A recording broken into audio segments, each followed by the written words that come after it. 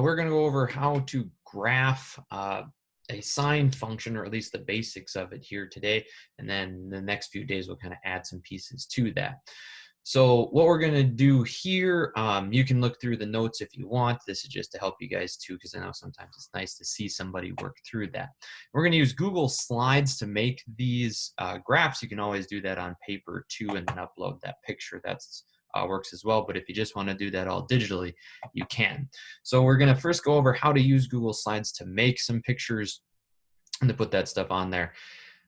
And then I'll show you guys how we make the sine graph specifically and how we do that. Yeah. So here, this is just going to be on your notes as well. This one's actually going to be available for you to practice on. I'm just going to show you how that works.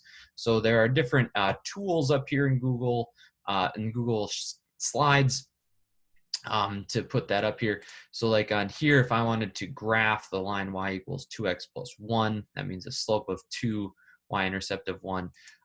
You can select these things here. There's different shapes, but this tool here allows you to select different things. Now you can choose line or arrow. They're the same thing. So I'm going to graph a line here. I know the y-intercept is 1 and the slope is 2. Now these purple dots kind of pick up here because it tries to, it'll make, like it'll connect to these points if you want to. You don't have to do that though. So here, y-intercept of 1, that's up 1, and then a slope of 2. So it's up 2 over 1, up 2 over 1. So when we go here, I can click on the y-intercept where I want. Now you can see it's starting to go there as long as I don't let go. Once I let go, it makes that line. So here I know I want to go up 2 over 1, up 2 over 1. And I could let go, and there's that line there. Now, if I want to extend that out, I could always grab these points and just kind of extend that this way, making sure I keep the same slope and extend it this direction as well, keeping the same slope on there. And to add, putting arrows on the end of the graph, that's these two spots way up here. Right now, there is no ending. That's why it's in red. But you can select from lots of different things. I like to use one of these two arrows here, and that put one on one end and one on the other, and we can see those. But, the line looks a little bit kind of wimpy right here, really, wimpy kind of line. So if you want to make the line look a little bit thicker, there's line weight right next to it here. So with it selected, I can choose, hey, let's make that thing a little bit thicker, and we can see that there. And then you can change the color to, like, hey, if I want this to be a red line, you can change the color of it. Nothing too fancy on there. But that's how we put that, stuff in there with arrows. On the next one here, we're going to graph a parabola. I'm going to make this a little bit larger so I can see it. We're going to graph a parabola on here, x squared minus 3, meaning our y-intercept is 1, 2, 3, -3, and then it should make this parabolic shape coming up from there. So to make things curved in these Google Slides, you can try and draw it by hand with what's called a scribble. And that just, you can draw things by hand, although sometimes it's a little bit tough when you do that there. So I'm going to delete that out of there. But we can use this curve tool as well, right? And how the curve tool works is if you click on points that you know are going to work, you can kind of make one that curves. So like here, I know that if I plug in an x value of -2, I should get an answer of 1, right? So if I go -2 squared minus 3, we get 1. So that would be right here. So I'm going to actually click on that spot. Now notice it's connected to that spot. I'm not holding down the mouse, right? I'm just moving it around. And it's connected to that spot. So then I can kind of pick other points that also work. I know if I plug in an x value of -1, we should get an answer of -2, right? Because that's 1 minus 3. So here I'd go down to 1, -2, and I'm going to click on that spot. And now notice it's connected there, right? Now that's where it bends around, is that point that I just clicked. And then I'm just going to keep going. I know the next spot should be 0, -3. That's the y-intercept. I click there, and then I just kind of mirror. And again, there it's connected at that point. Notice it's left the other one connected. And it just keeps connecting those new points. So the next one, 1, -2, click. It's now connected at that spot. And then the next one at 2, 1, click. It's now connected at that spot. And, here, if I go up to 3, that would be up to 6. 1, 2, 3, 4, 5, 6. And if you want it to end, then you double click click, click, and then that will stop making the graph. The only problem with this, you know, you do have to start at a certain spot. You can't really extend this point past there. If you did put something in the wrong spot, you can always double click on it, and it will let you move the individual points that you put down. So you can kind of do that too. If you know you're going to want to put 7 or 8 points, you can just put them there, kind of an approximate, and then go back and move them later. But I don't want to do that. I want to leave mine in a fairly spot. And then the rest of it, very much the same. I can put arrows on the end of it, you know, make it a little bit bigger. And there we see that parabola, even though usually we want to keep it symmetric, but we can't put more points on once that's done. So in that case, that would be my graph there. And so, and then here is where I'll put kind of the video explanation of everything when we're done. But what we're going to talk about specifically today is using the sine function. Yeah, how do we graph using a sine function? And how to do that, right? We got to think about, what does sine keep track of? And a sine value, again, we know is opposite over hypotenuse. So it's opposite over hypotenuse. And in here, we know the opposite side here, if I'm my drawing tool, the opposite side here is the y value. That's what this is. And then we'd put over the hypotenuse, which, since all of trig is based off of a unit circle, the hypotenuse here, or the radius, is actually a 1. So a sine value is just keeping track of this y value. That's all it is, right? Sine just keeps track of the height that we're at going around the circle, kind of like, we could think about it like a Ferris wheel, right? As we're going around a Ferris wheel, we're just keeping track of how tall or how high off the ground we are. That's all a sine function does.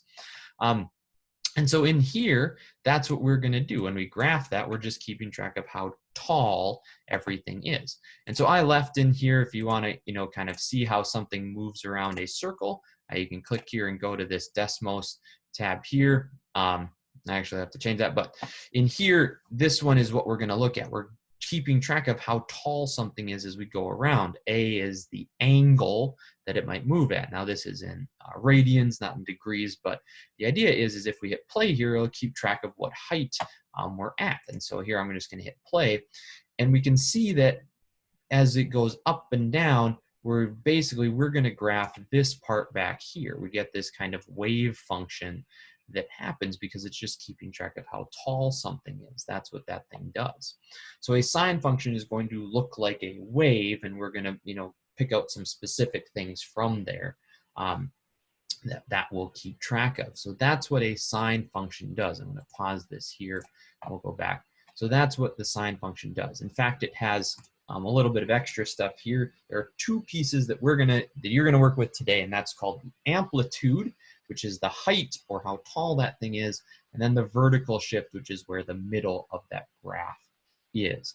What I mean by the amplitude, I mean, we always have this wave that it's making, and in fact, it repeats itself every time it goes around the circle, or it will repeat itself every 360 degrees, or 2 pi. We work with radians. But what's the amplitude? The amplitude of a graph means how tall it is, right? A little bit different in physics and in math. In physics, the amplitude is from the highest point on the graph to the lowest point on the graph. That's, if you go into physics, that's what the amplitude is.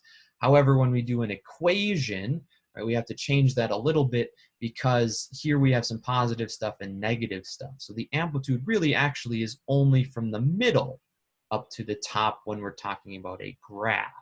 So a little bit different between a physical wave and a graph. What we are going to work with, the amplitude, when I'm talking about that, is just from the middle of the graph all the way up. Yeah, so that's what that is. And basically what happens with an amplitude, if we change that, so here if I make the amplitude a little bit bigger, all that does is make the circle larger, which means that the wave is a little bit larger. This isn't spinning any faster, right? Or at least by angular velocity, it's not spinning any faster, it just gets taller than it was before, right? That's what that does. So it just gets a little bit taller. It changes how high and how low that graph can get to.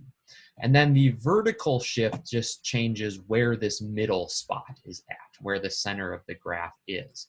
I'll pause that for right now. So to show you an example of what that would look like, here we're just going to graph 2 sine of x minus 3. And so that's those different pieces. So here, the vertical shift is -3. That's our vertical shift.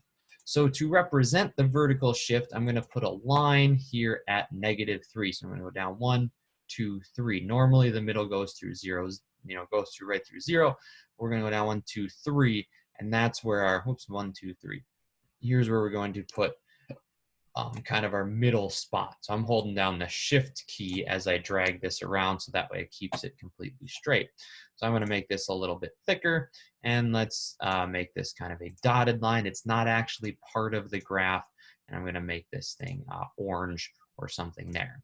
Okay. So just so we identify, that's what we're taking this -3 from.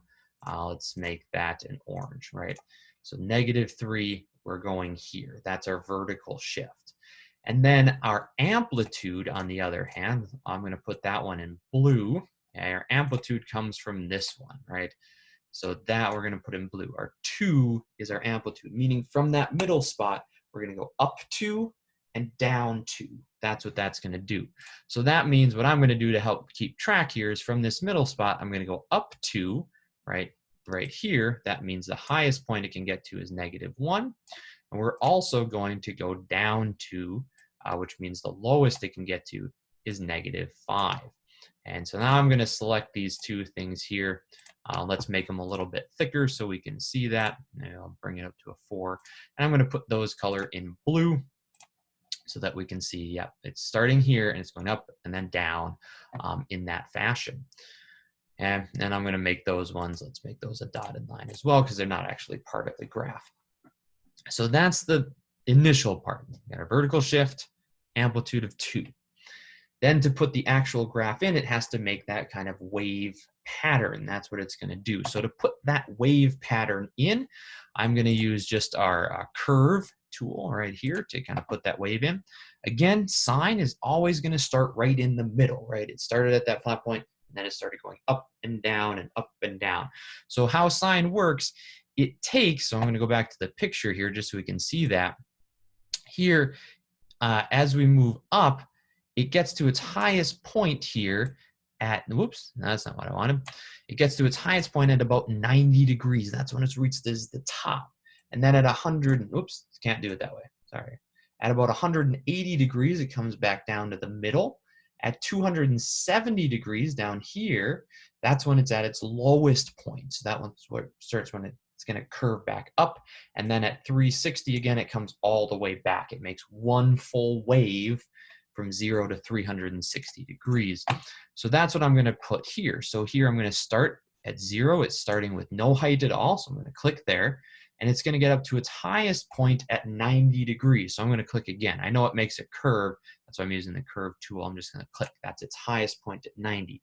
And it's going to come back down at 180. So 180 degrees, it's all the way on the other side of that circle. It's back down to the axis at 270, because now it's below on the bottom. Then we're going to click here at 270, and it's going to come back up to 360, and it's just going to keep repeating that wave. So I'm going to click here at 360, and then I could keep repeating that pattern over and over, but I'm going to double click here. The main thing I want you to get is to get at least one full wave. If you want to put more waves in there, here I'm going to make another curve and put extra stuff in here, so I could click here. Now it's backing up, so I go here, and you could just kind of click through these points if we wanted. I mean, it would just keep repeating this wave. You only have to make one wave in there. You don't have to make multiple. So I'm going to grab both of these, and maybe let's color these in red. That's the right. All right, so let's go green. Green for the graph itself. Green for graph. So then I'm going to make that a little thicker. Maybe we'll make it 8 so we can see that that's where the graph is. Okay, so that's what that is. We make that wave throughout there, and you guys can plot that in there. You don't need these things. You could actually delete the dotted lines. They were to help me make the graph. You can leave them in there, though. That's perfectly fine, but that's why I made them dotted. They're not part of the graph, but they're to help structure and make that. And going through one more example, just to kind of see how that works. Again, on this one here, I'm going to go ahead and say, well, I'm going to do the vertical shift first. In this case, the vertical shift is +1. And so on +1, I'm going to go in, put my line here, go up 1. That's the vertical shift. Whoops. And that shift key, I got a little bit off here. Let's go straight over. Oh, see, it's trying to connect to that purple dot. So sometimes it'll try and connect to those purple dots, but it will on this side too. So I'm not going to go all the way over because it tries to connect automatically to those purple spots. And I don't want that. So let's make this a little thicker. We'll make it a dotted line. We'll make sure that it's orange so that it matches. And there's that +1. It's up 1. Now here, it's a little bit different. Our amplitude is not 3, but in fact, it is -3 in this case. Okay? So in this one here, we need a -3. Now that doesn't affect how we put our boundaries, right? That means we would go sort of down 3 and then up 3 as well. It does not affect the boundaries by any means, but it does affect the graph just a little bit. So here from the middle, go up 3. That one I'm going to draw my line across. And then also, so I'm going to set this one up. Let's go blue, make it a little thicker, make it a dotted line. And then I'm just going to copy and paste this one down here as well. So we start here and go down 1, 2, 3. I'm going to paste that line down here also because there should be an upper bound and a lower bound.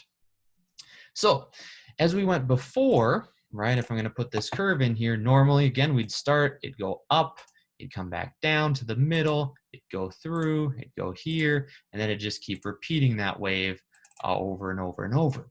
But this is not the correct thing right now because we have a negative amplitude. So we're going to go back to our graph and see what does that negative amplitude do. What that does, what a negative amplitude really does, I'm going to put this here, is as we get down, you know, our amplitude just basically makes it smaller and smaller and smaller. Even if we're less than 1, notice it makes it just smaller. Until we get to 0, it disappears and then sort of reverses direction.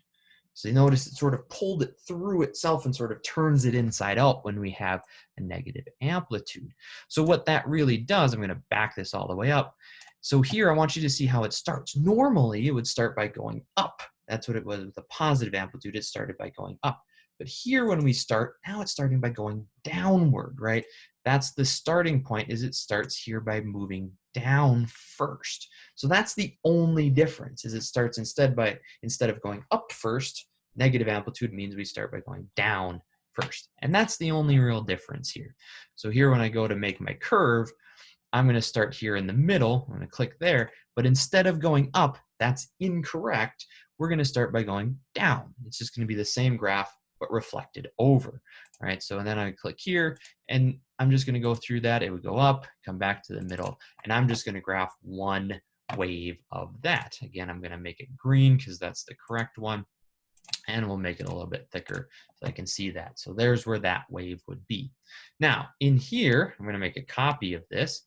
Let's say you did that wrong, right? Let's say I went in here, I did all that work, clicked here, and I forgot about the negative. You know, now I forgot that negative, and I'm putting this whole big graph in here. Boom, it got all done. You know, make it all, you know, all nice. Made my green, and I'm like, okay, I'm done. And then I'll go, oh shoot, I forgot to make it negative. Do I have to go back and regraph this whole thing? Not really. Here's an easy way to do it. I'm just going to click on this. I'm going to right-click on this graph, and notice there's a few options. And it's a little kind of hidden because this isn't actually a rotation. But if you go under the rotate tab here, it's hidden under rotate, but you can flip this vertically and just say, oh yeah, that's what I want to do. A negative just flips it over. So I'm going to flip this vertically, and there, now it fits back in. So if you do happen to forget that, you don't got to restart, just go and click it and say, flip it over, and that will still work out. So that's the basics of graphing a sine function. That's what I want you to work on today. So there's more stuff after this. As a few examples for you guys to do the same type of graph. That's what I want you guys to do, is to graph these sine graphs as well. So if you have any questions, send me an email. Let me know on those ones.